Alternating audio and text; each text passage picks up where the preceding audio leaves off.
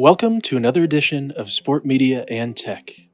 This episode joined by special guests Dr. Jeff Porter and Mark Hodgkin. We spend time with three people who know how to engage their local and global communities. First, I'd like to introduce to you Amber J. Hutson. She's the Partnership Activation Coordinator with the MLB, and she lives in New York City. How are you doing tonight, Amber? Doing really well. Thanks for inviting me today, Keel. Hey, so glad you're here. Thanks for being on the podcast. We also have Gareth Hill. He is the head of sales of the Americas at FIBA, the International Federation of Basketball. He is also in New York City.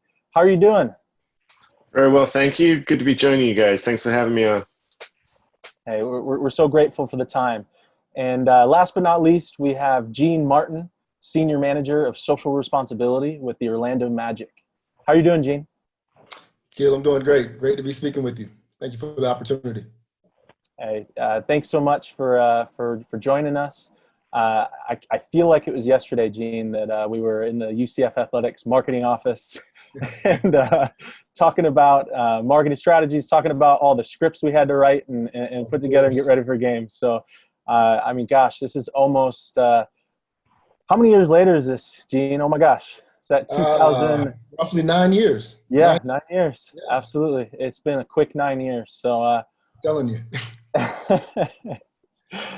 Well, we're going to jump right into tonight because we're going to have a lot to talk about. And, you know, one of the common themes that the students have been asking for this podcast is how do you get into the career of sport business, or how did you get your first job? So I'm going to ask you this question, but this is all the speakers. I want you to think about not only how did you get your how did you get your start in the sport business industry, but what were some of the things that you did to get those opportunities? Yeah, so for me, it was definitely a winding road to get to where I am right now. I was an athlete in high school, and then because of a lot of different injuries, I didn't want anything to do with sport going into college. So I actually majored in advertising and public relations. But going into my senior year of college, I realized that I actually did miss the sports industry. So I started trying to gain as much experience as I could in sports, even though I was graduating with the advertising and public relations degree. So after I graduated, I looked for a couple of jobs, but couldn't find a full-time job in sports. So I took that time to gain as much experience part-time as I could. So after graduating, I moved down to Florida from Michigan, and I worked part-time for the Tampa Bay Buccaneers on their community relations street team. I worked for Orlando City Soccer as a street team member in their marketing department, as well as worked in various different positions for the Orlando Magic. So from there, I was just trying to gain as much experience as I could and make as many connections as I could in the industry as well. So from there, I joined the UCF DeVos Sports Business Management Program. And for every second year's class goes on a trip. Our trip just happened to be to New York City. Before starting the program, I knew I wanted to work in baseball. And one of the organizations that we visited on our trip was Major League Baseball. So when I was there, I just tried to make as many connections as I could with the league office staff. And about a couple weeks after we got back from that trip, my current position was posted. So I reached back out to those contacts that I made from our trip, as well as I went to the baseball winter meetings 2 years prior. So reached out to the connections that I made there as well and ended up getting the interview and getting the job. Yeah, you know, I love your story, Amber, because it's so local to our students. Not only did you go to UCF, but you interned and worked with a lot of the local teams here in the marketplace. So I appreciate you sharing that, because a lot of students that are listening to this could probably relate to some of your experiences. So thank you. A lot of them probably work for those organizations. Yeah, they definitely do. And Gareth, how about you? Yeah, so I was originally in financial services and kind of reached the decision as it happened in my early 30s that I wanted to transition to the sports industry. So I attended NYU's sports business program, and I got very lucky in that one of my professors in that program, an adjunct professor, was hired as the first ever VP of partnership sales at New York City FC whilst I was taking his class. And so I kind of made a nuisance of myself and talked about things I'd done in the past and what I wanted to do in my career. And a few months later, got a call from him asking me to come in for an interview, which ultimately then got the job. He then moved to college athletics and brought me over to college athletics with him. And he really gave me my start in the sports industry. But, the bigger picture and something that your students should be aware of is the real value in these sports programs. And as someone who went through it, is it's great to come out of there with the degree. It's great for all the knowledge you get, but equally as important is to come out of these degree programs with a stack of business cards like this. You want to have met everyone you can meet. You want to talk to everybody you can talk to. And as Amber was just saying as well, it's making as many contacts as possible, because we work in the industry that everybody wants to work in. It's incredibly competitive, and what marks you out is that we have the ability as part of these programs to actually meet people already in the industry who are willing to bring people up with them. It's not one of those industries where you kind of pull up the ladder after you. We're always reaching out to help people who are in the position your students are. So it's a question of making sure that when opportunities come up that, oh, I remember that student I met at NYU, or remember that student I met at UCF who really stood out to me, and I know that this is something they want to do. Like, let me connect with them. So I think that's something that worked for me, and that's how I got my start in the industry.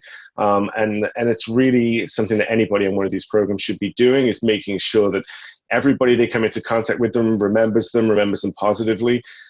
Stay in contact with people, and make sure you put yourself in a position to take advantage of those opportunities when they come up, which is what happened to me, which sounds like it's the same thing that happened to Amber as well. Yeah, that's a great point. You really have to take the opportunities when they're there and make the most of them, right? Because when you have those opportunities, they open up doors in which we can see in your path, Gareth. So we appreciate you sharing that. And Gene, like we were mentioning, you and I met at UCF Athletics, but I know your journey started before that. So could you share with the students? Sure. I grew up in Gainesville, Florida as a student athlete in high school, played basketball and ran track. Was fortunate enough to gain a scholarship to high jump at the University of Florida. And during that time, I built a close relationship with my academic advisor and learned about opportunities within the sporting world. So decided to pursue my degree in that realm in sport management. And then we were fortunate enough to have a lot of recruiters come to our school, one being the Orlando Magic. And each and every time that I knew that they were going to be there, I had to get a new suit, a new shirt, and make sure that my resume was up to par. And I started that my sophomore year. And until I was ready to actually go into an internship after grad school or my last semester of grad school. So that's about 3 years of consistent networking. And when it came time for an opportunity for an internship in a interview, it was a normal conversation because I was very familiar with the recruiter, their HR personnel, and just really was able to really build a genuine relationship with those folks that were coming down to really recruit some of our students. So during that time frame, took advantage of an opportunity to be a ticket sales intern while the Amway Center was opening up in 2010. So not to date myself, but really gained some really good connections. But unfortunately, that year was the lockout year. So there were no future opportunities within the organization. So, weighed my options and was fortunate enough to get a full-time role over with UCF Athletics in their marketing department. And that's where I was had the introduction to you. Did work there and worked across multiple sports for about a little over a year, and was fortunate enough to jump back on board with the Orlando Magic, working with their youth foundation as a coordinator. After a year in that role, I transitioned into community relations and have worked my way up ever since. And I really second everything that Amber and Gareth previously said in regards to just taking advantage of the opportunities that you get to meet different people, and really just, you have to get comfortable with being uncomfortable and really putting yourself out there to establish those relationships. And then, when those opportunities, as Amber mentioned, when those opportunities aren't really readily available, you have to work while you wait and really put yourself in roles to build skill sets to when it's time to, step up to the plate for a full-time interview and for a full-time position, you're ready and you have the tools and you're equipped for that particular role. Yeah, I love that question. And these answers are really good because, I think the thing that stands out is there's not one path, right, to get to this this kind of career. Amber talked a little bit about not realizing she wanted to do this until her senior year of college, which almost exactly what my experience was, where I kind of went through school and, obviously love sports, but then somebody told me, you could do this for a career if you really work hard and you do a lot of the other stuff that everybody here talked about. So, I think the other thing that stands out from those answers is the need to hustle, the need to network and be available for, whatever does come up, put you in the right position to take advantage of it. So I guess my next question would be, who are some of those people? It all comes back to people and relationships, but who are some of the people either that have helped you in your path, that inspire you daily, whether somebody you've worked with or work with currently, or just somebody who's kind of a mentor in the space, but who are some people that inspire you in the industry? Yeah, for me, I don't have any big name people that inspire me. For me personally, I'm more inspired by the people that I interact with on the day-to-day. So whether that be my family, my friends, as you mentioned, mentors, but also classmates and colleagues, because I feel like it's more of authentic. You can see the day-to-day grind that they put in to get to where they are. So a lot of those are just people that I've worked with in the past, some of my past supervisors and managers, as well as some of my classmates that are doing great things inside and outside of the sports industry. I'm going to give a shout out on this question to the guy that hired me for my first job in sports, Doug Phillis. I mean, he gave me my first chance in the sports industry and really took a chance on someone who'd never done this before. And then hired me for my second opportunity, which ultimately led to my current position at FIBA. So it's not an exaggeration to say that I owe the guy my career in sports. So I really have to list him in this question. On my behalf, I would say it would be a lot of my professors while I was in graduate school. Dr. Dan Connaughton was a huge asset for me and a resource in regards to connecting me with some of the people that I didn't necessarily have interactions with. And I would also say that I'm truly inspired by the work that we're able to do. And I'm going to definitely tout our organization in regards to the work that we're able to do in our community and the impact that we're able to have, a lot of the relationships that we're able to have and across the NBA as well.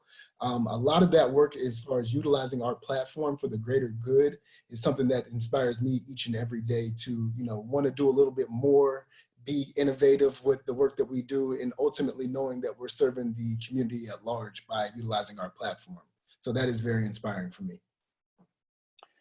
So guys, you've all talked about taking advantage of opportunities while you were seeking to try to get a foot in the door with your respective industries or respective organizations that you're in now. So the question that becomes is, are you still taking advantage of those opportunities or opportunities in your current role to continue to advance your careers and to continue to progress throughout your ideal state of whatever that would be? Yeah, so for me, I've only been in my current role for about 2 months now. So I'm still trying to get a lay of the land with the organization that I'm in. But one of the big things that they talk about right when you get there are all of our different BRGs, business resource groups. So one of the ones that I'm trying to get involved in is the Black Professionals Group. It's not just for Black people, but it just helps to grow the business and understand different markets. So if it is if the league is trying to do a Black History Month event or something, all of the people that are on that committee might be the first ones that they go to be a brainstorm or a think tank for the organization to utilize that event or most effectively execute that event. But then also being in New York, there's tons of different professional development organizations that I'm starting to look into around partnerships, but also just broad sports industry to try to get my foot in and learn a little bit more about the industry. And for me, I look at our industry as, in some ways, it's the biggest small industry in the world. It's this huge all-encompassing thing that we're a part of. But the sports industry, as far as the people that are involved in it, it's not actually that big. And because of that, network and reputation is really everything. I often feel that I have about 2, maybe 3 degrees of separation from anybody else in our industry, especially in the United States. So I think you have to, not just for your own professional development, but for the successful carrying out of your duties, you have to be continually building that network. Certainly for me, from a sales standpoint, it's super important, but also, anywhere you want to go in the industry, anybody you need to speak to, you're going to know somebody who knows someone who can get you there. And it's really just imperative to constantly be building your network. And, if you talk to someone who's 65 years old, who's been in the industry for 40 years, those people will tell you the same thing, that every event they go to, they're still trying to meet new people, still trying to make new connections. And if you don't do that, you're doing yourself, I think, a great disservice. Again, not just for your own professional development, but also for your success in your current role. And I would 100% agree with both of their answers. For the sole fact that in my realm, in community relations, a lot of our work is relationship based. So making sure that you're extending yourself and understanding, having to fine tune your ear to the ground to understand what's going on in your community, so that you can identify ways that you can make an impact utilizing the resources and the platform that you have. So ongoing when it comes to networking opportunities, as well as reaching out to your colleagues with other teams and understanding the best practices. I know for our organization, I definitely pride myself in understanding ways that we can be a best practice within our realm of the business. So what are some other teams doing in other markets? What are some things that we can look at and analyze and bring to our market and enhance to make a suitable experience for those that we're impacting? Yeah, you bring up a great point, and it's just learning from our peers in the industry, and so right now is a time where we're all learning. We just are all being impacted right now with what's happening in the world, and so the next question we have for you is how is the coronavirus situation impacting your day to day, but more importantly, what are some of the encouraging things you're seeing from your team members or your organizations in response to this global pandemic? Yeah, as both of them already touched on, we're in a relationship business. So with the coronavirus and all of our leagues being postponed, right now you're trying to figure out what is the best way to continue to foster the relationship between your organization and your fans, but also your fans and your partners. So you're trying to figure out the best way to still put out content and utilize different channels that you're still able to reach your target audience.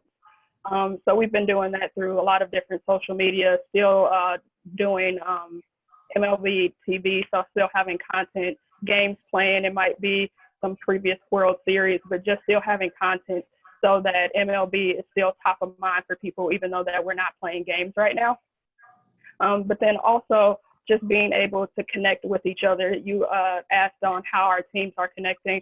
We're using Zoom a lot, as such a lot of people in the industry are doing. Slack is another system that we utilize to stay in communication.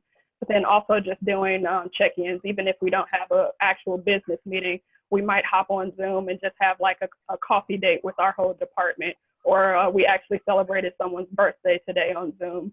So even though that we're not physically together, still being able to foster those relationships between our team. It's kind of slightly different, I think, for me versus some of the other folks on here, in that with my team being in Geneva, I work remotely anyway. So if anything, I'm communicating with my team more than usual now, because we're actually, we have all these things going on and we're all kind of checking in on each other. Certainly from an organizational standpoint, as you can imagine, it's impacting all of our tournaments. We've had to cancel, obviously, a number of our events. With the Olympics being rescheduled this week, we're still figuring out what that's going to mean for our tournaments moving forward. For those who don't know, FIBA organizes the Olympic qualifying tournaments to just figure out what nations will compete in basketball at the Olympics. Those were scheduled for June. So now we have to understand, when will those be able to be scheduled?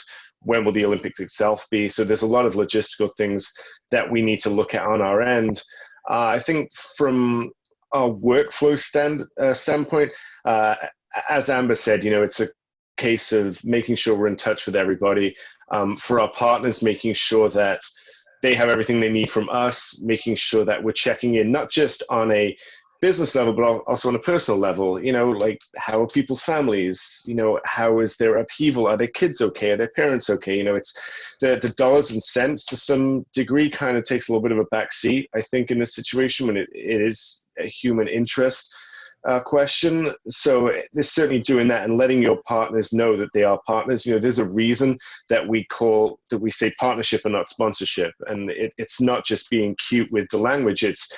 That's the way we really approach it. And that's the way I think most organizations approach it. So we want to make sure that our partners know that we will do whatever we can for them to make sure that everything is delivered that we can deliver, but also that we're not going to be calling them on a daily basis, asking for like this activation, that activation. It's a question of how do we kind of map out this changed future together as a proper partnership? And I think we're still working on that. I don't think anybody has the answers yet.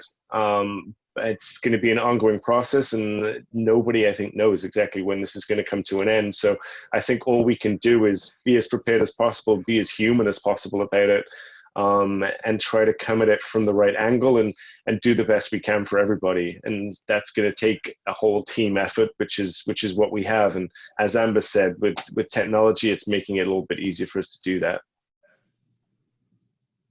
And just definitely to piggyback on their answers, in some sense, this has brought us a lot closer as a team and an organization, seeing as though you have to, hone in on the personal side of things right now, making sure health and the camaraderie is up to par. And then seeing some of the things right now that we're focusing on is some of the activations that we can fine tune. So aside from, the things that have, been postponed and put on halt, recapping and, analyzing the feedback that we've had on activations that we've had this year. How can we enhance some of those things? And one of the biggest things that we're taking advantage of is reaching out to our counterparts in other markets to see, how they're dealing with things. How are they doing? Because, there are certain hotspots within our country that are more impacted than others with this virus. But just understanding how other teams are, communicating, how they're dealing with this, and how we're going to be growing through this as a league and as a country together. Gene, locally, I think, one of the areas that across all sports that's been a challenge is the hourly workers not being able to be there. So I think there was an announcement with the DeVos family, and there's been announcements all over the NBA. Right. Can you talk about just what that means, to the community here? Sure. And working with the Orlando Magic, we work under fantastic ownership under the DeVos family. And they were fortunate enough to put up $2 million of their own money to take care of the stadium workers and Amway and hourly staff that would be working games right now. And then some of our players have even stepped up. Jonathan Isaac in regards to providing food for children here locally, as well as Aaron Gordon made an announcement today to help impact Orange County Public Schools and their foundation to provide food for those kids that are out of school.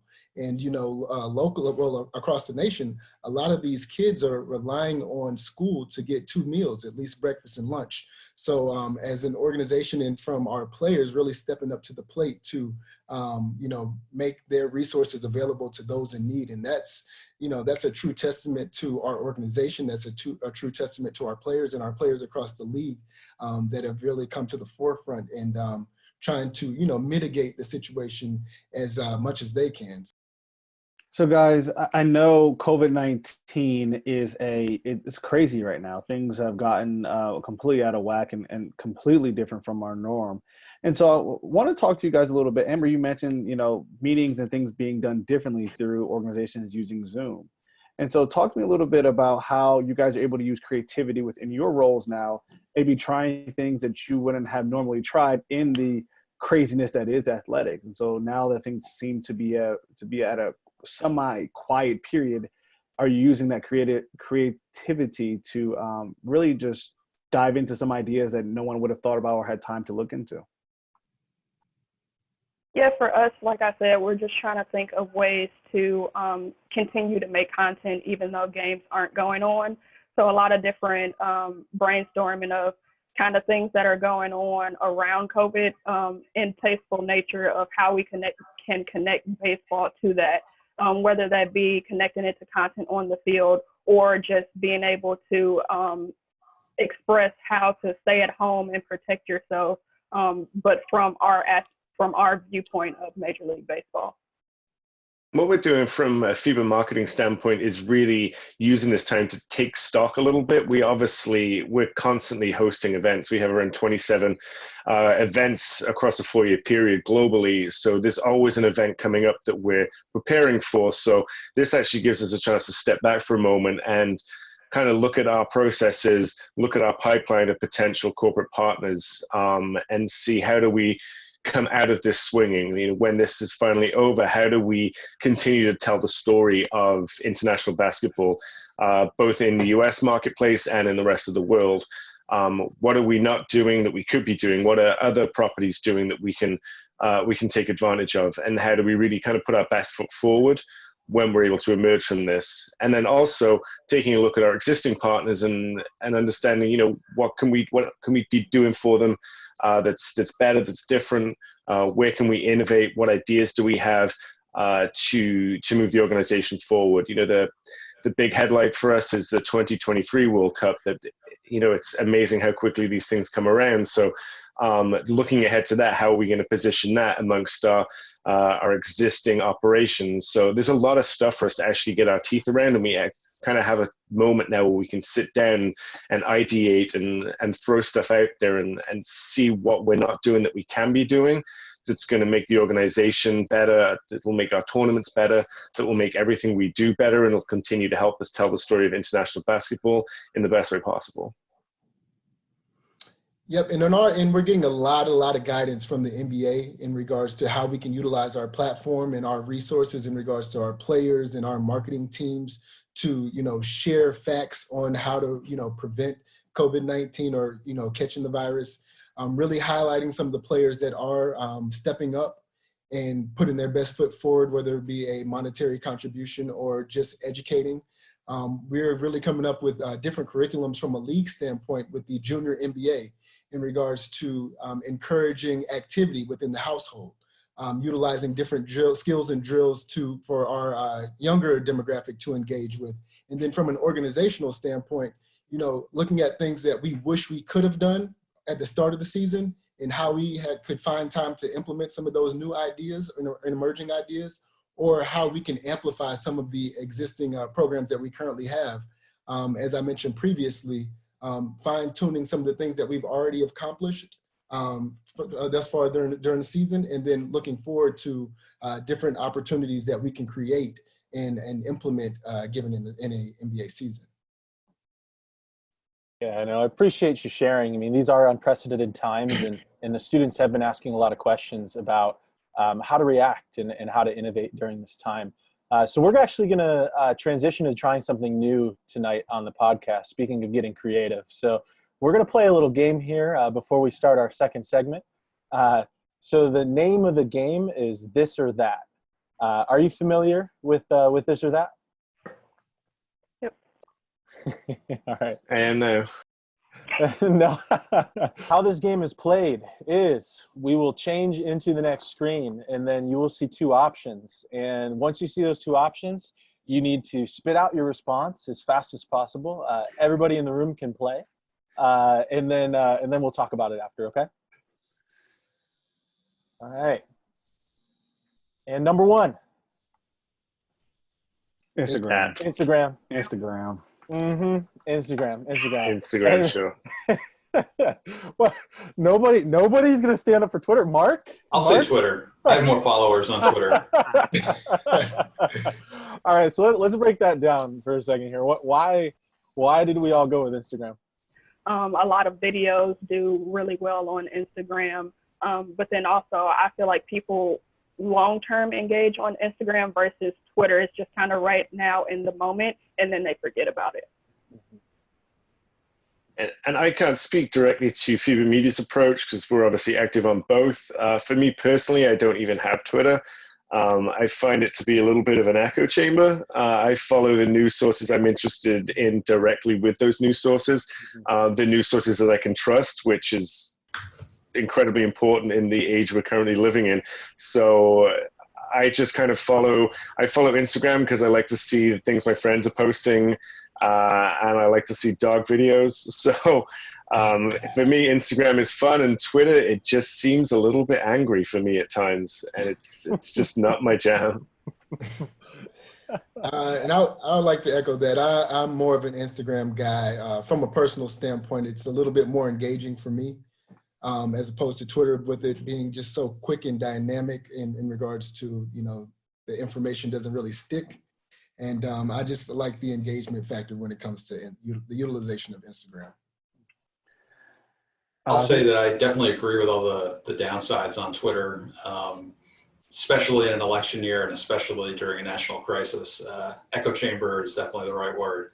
But if I had to defend it, I have actually made a lot of contacts and kind of expanded my network through Twitter, been a way to kind of brand myself and met a surprising number of people, from interacting with them on social media, especially on Twitter. So it was one of the ways that I kind of expanded my network in college sports. A lot of digital professionals go on there to show their work. Been able to kind of strike up conversations. Some of those have led to knowing them in real life. So that's my case for Twitter. I think Instagram is a bit more visual, right? You can scroll through and it doesn't get lost too much as in Twitter. I mean, because I think it's more of a news site, more of a breaking news thing. Things can get lost relatively quickly. And so I do agree with what Amber said, and for me, it's Instagram. And I think we all need cute animal videos right now, more than ever. We do. I didn't put dog or cat person in this, but I wish I would have now. I want to know. But all right, we're gonna move on to next one. So number 2. Streaming. TV. TV never buffers, right? That's the It case never buffers. for TV. It never buffers. There's just nothing like sitting down with 2 screens going, watching 2 games in real time, sitting down and with your friends or family, going to work on yelling at the TV about the game that you're watching. I do enjoy streaming, but if I'm going to sit between the two, I mean, when a thing's buffering, man, I just want to see it quickly. Dr. Porter, I think if I can jump in, I think you raise a very important distinction here. I think this screen the answers here look a lot different if you break this up between what's the answer for sports and what's the answer for everything else. Because, for me, I watch almost everything on streaming because I can't deal with commercials. But there's a good argument to be made that sports is keeping cable TV in business right now. It's a great argument to be made. That's what you need TV for. And you're right, buffering live sports, it's really frustrating when you hear the apartment next door cheering because the guy made that 3-pointer and you're 20 seconds behind. Yeah, I would go with streaming just because you could pick the content. Anything that you want to watch is at the mercy of your fingertips. So you can go back and forth between a lot of different things very easy on streaming, more as on TV, you're kind of at the mercy of what is on at the time. I heard that I cut the cord maybe 3 years ago, and I have not had the buffering issue, knock on wood, but the good quality internet that we have here. But I'm definitely a streaming guy myself. Yeah. I think it's interesting from the streaming side as kind of a tech and product guy, the way these companies can innovate the UX on streaming platforms. Anytime you look at what Netflix is doing and the changes they make, I think it's really interesting to look at. I think YouTube TV, which is, I don't know, TV or streaming, but I'll call it streaming, the way that they make a intuitive UX with it knows what you want to see and can get you the content you want to see, so you're not flipping around the dial, which some of us are old enough to remember. So that's my case for streaming. Yeah, when Disney launches Disney Plus and they roll Hulu in and they're putting their time and investments into streaming, I just believe streaming is the future. But I'm also there with you, Gareth. I don't want to hear the place next door cheering 20 seconds before knowing the result. That's a great point. So we're gonna move into our next one. So number 3.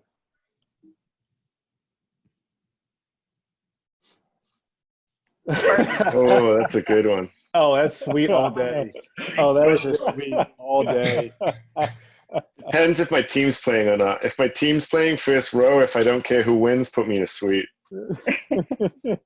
I'm going to go first row all the time because I'm a big experience and energy type of person. And if you're in the suite, you're not feeling the intensity of the game. If you're in the first row, you feel like the floor shaking. You have the people cheering around you. That you can feel, hear everything in the arena. The suite just isn't the same.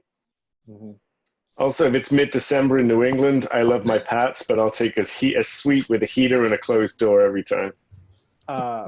As you Grand Valley State people would know, it gets pretty cold up here, and so when you get to late October, early November, put me in a suite all day long. Yeah, I think it depends on the sport, right? I mean, basketball, I'm probably taking the front row. Any other sport, though, once you go into the suite, it's hard to go back. Definitely taking the first row when it comes to the basketball approach. Just the experience, it's second to none. Yeah, courtside. It's incredible. All right, our next question. I really didn't try to build suspense on that last one. I just accidentally clicked off the screen. Okay, so our next topic. Ooh, that's tough. Ooh, that's a tough one. I'm going to go with AR. Mm-hmm. Yeah. I picked AR just because VR kind of makes me sick. Motion sickness, like VR kind of messes with me. So I think AR is a lot cooler, and it's more accessible. AR is than VR. I'd lean towards AR, but I think both have a fair ways to go to be properly monetized in the sports space. I think there's still a novelty factor there, but I could see in the next 5+ years these becoming pretty dominant and being properly monetized. Right now, I think it's still a little too early to see how this is going to shake out in sports. I agree there. I would just say my introduction to VR, I was at All-Star in Toronto, and it was the Vince Carter dunk contest. And that introduction alone, as if I were sitting courtside first row, kind of stole my heart with that experience. I think we've been talking about AR and VR, kind of like when they're going to make that jump for a long time in the tech side of things. And, I guess we're still not there, but I would say that the current status of where we are with sports in the next 6 or 7 months, I mean, are we ever going back to the same thing? Is this a moment that, with games without fans or something, that AR or VR can kind of fill in some of those gaps? So I know we've been talking about it for a long time, but I think I'll go with AR as well. I think one thing that's interesting and that you just touched on there, Mark, is what this looks like in 7 months. I actually personally think we might see the way we consume sports take a huge jump back to the old days, because you talk to anyone now and people are fantasizing about sitting at a ball game, eating a hot dog, drinking a beer. It'd be great to have sports on TV, but nobody right now wants to sit on TV and watch sports. Everybody wants to go to a game. Yeah. It's going to be really interesting to see what ticket sales look like when this is over, because I think people are going to be desperate to go out and watch sports. I think we'll see baseball jumping with people wanting to sit out in the summer watching the game. So I think it's a short-term thing, but I think, for the rest of this year, we'll see people really, really wanting that in-person experience more than we've seen in a long time, and reversing that trend a little bit. Mm-hmm. And our next topic. Character all day. Character all day. Mm-hmm. Character. Now let's talk about this one a little bit. So the students, as I mentioned before, and it's a consistent theme, are asking about how do they equip themselves to be successful in the industry. So everybody just immediately read these two words and went to character. Why?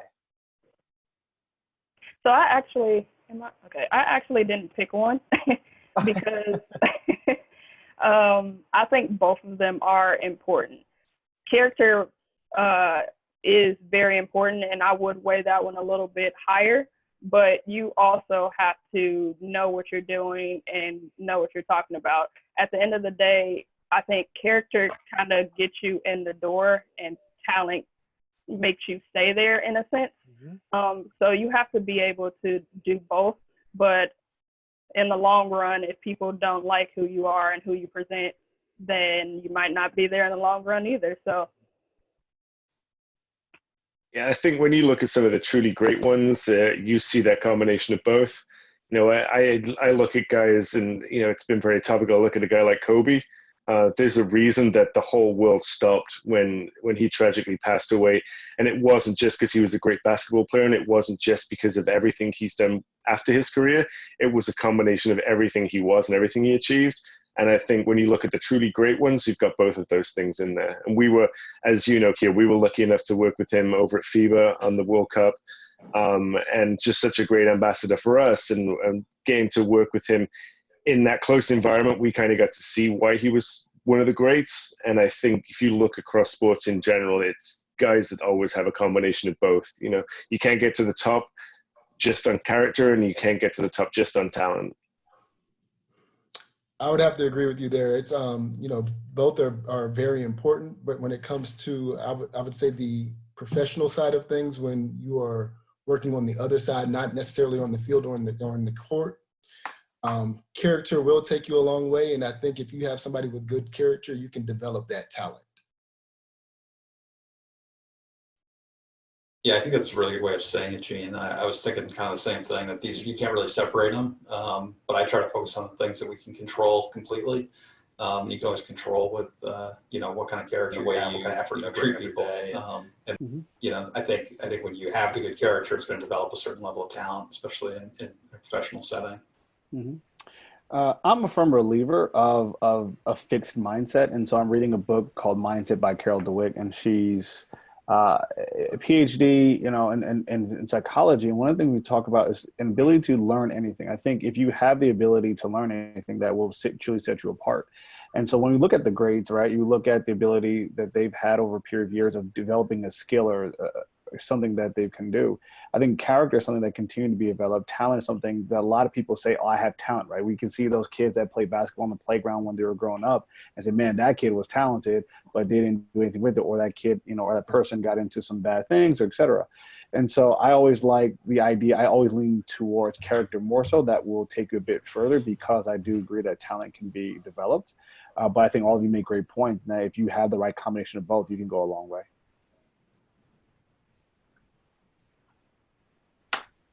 Well, I think that wraps up our first segment of This or That.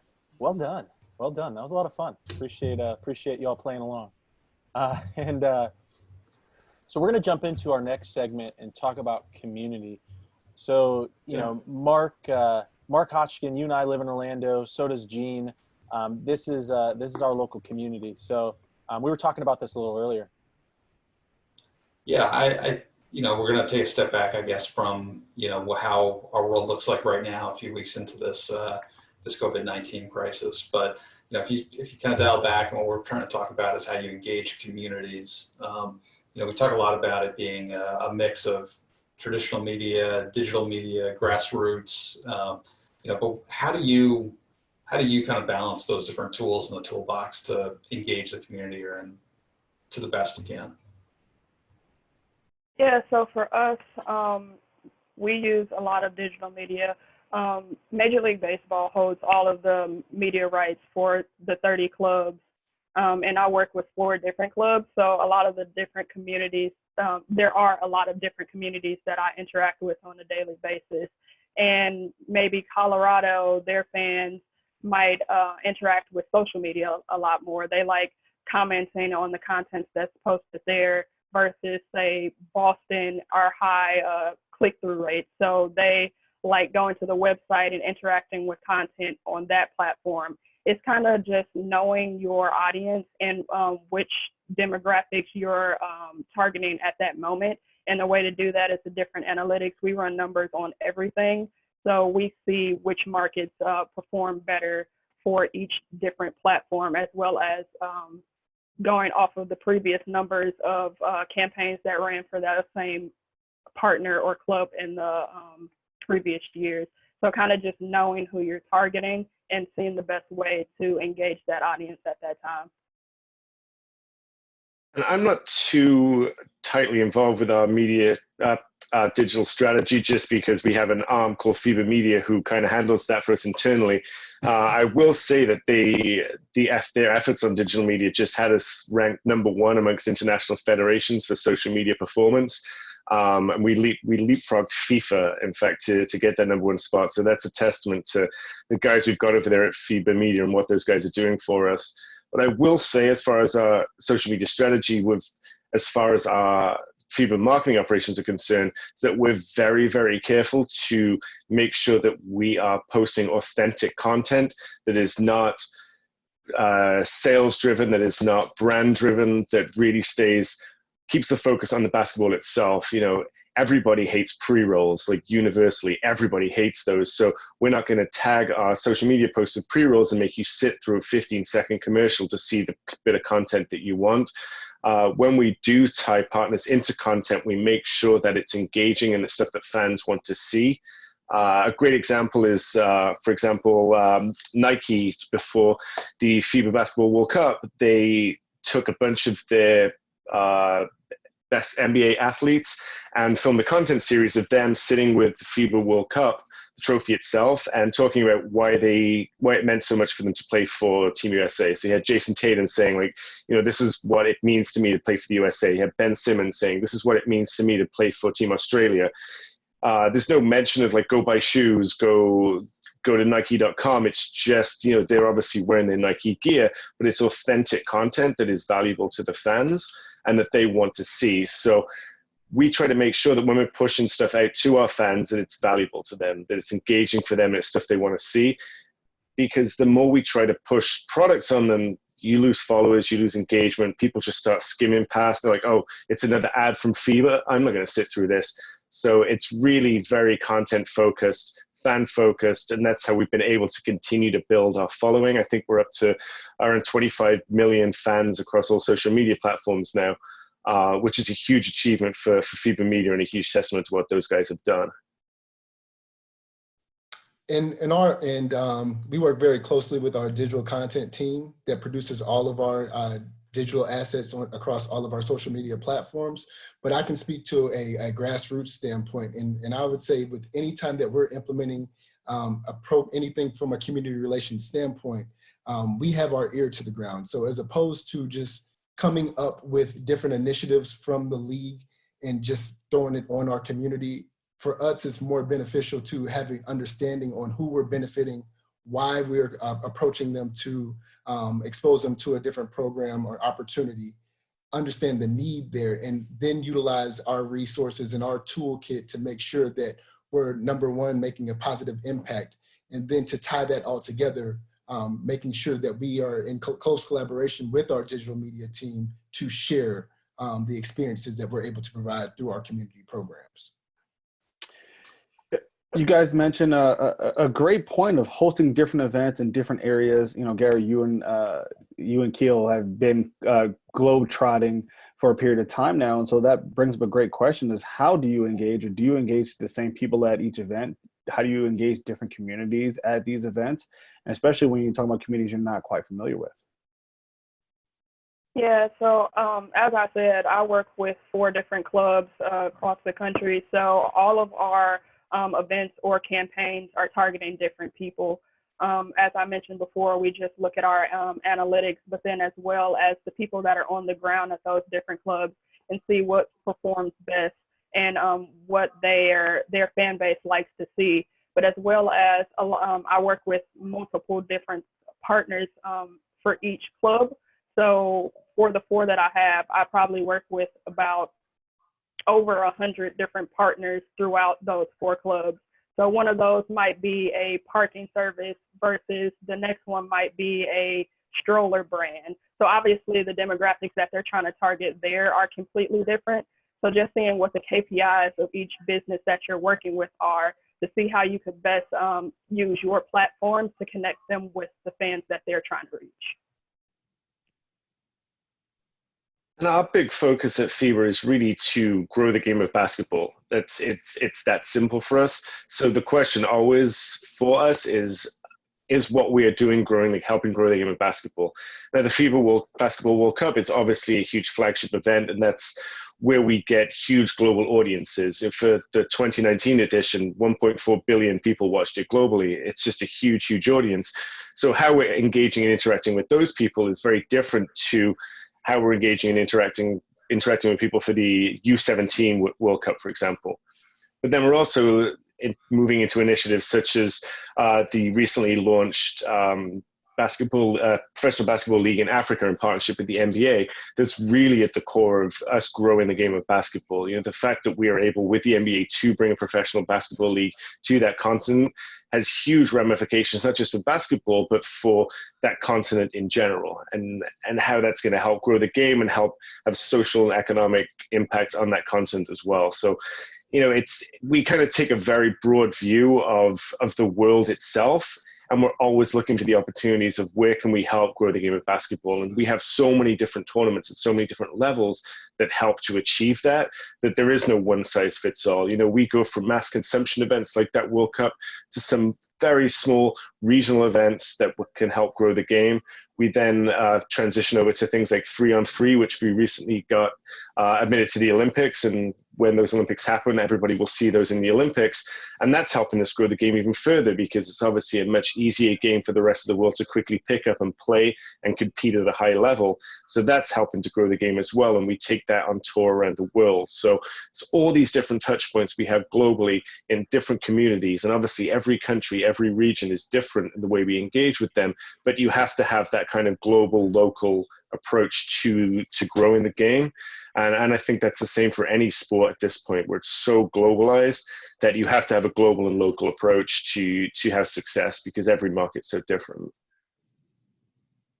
Yes, and when it comes to our community engagement, we really focus in with our focus areas, that being health and wellness, youth education, hunger, and homelessness.